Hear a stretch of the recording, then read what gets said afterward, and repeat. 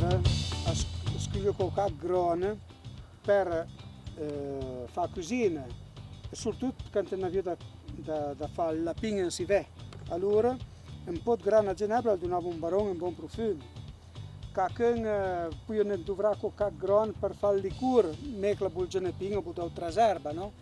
Ma soprattutto per cucinare la vianda, allora ha un barone un buon profumo.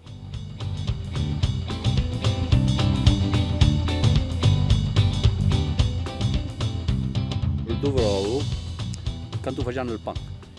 Facciamo il pan, allora finito di bruciare il bocco che abbiamo dal forno, mettiamo dentro 3 o 4 rame di ginebra verde, ma leggerino, e che la bruciamo, la crepitavo, la bruciavo e la doniamo un profumo, perché la profumava il pan après che mettiamo qua.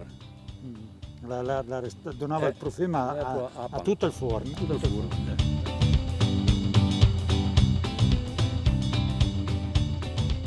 Nosaltres ho serviam per il forno, però serviam un baron per quando c'aveva il leone a teit.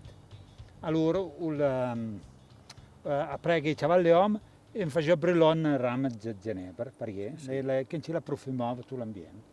Os nonno le spargnò anche un po' di ferro, un po' di brosa, e poi le smettava su un po' di zucchero. E che ci la faceva un fumo profumato.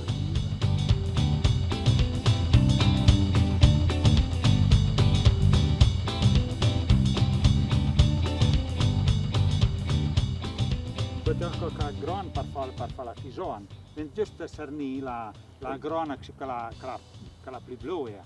E riuscì il vino che è ancora ben nero, perché gli ancora di grana versa e di grana bluia. E diventa serviti di la bluia, che sono proprio dei profumati, che sono nera là. Sì, sì.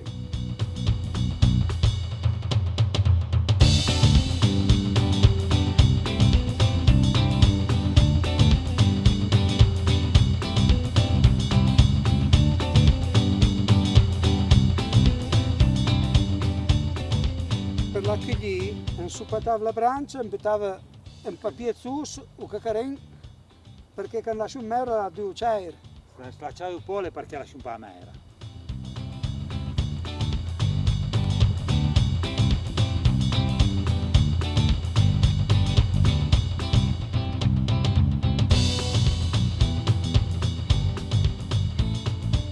La stagione giusta per le erbatole è alla fine d'ottobre.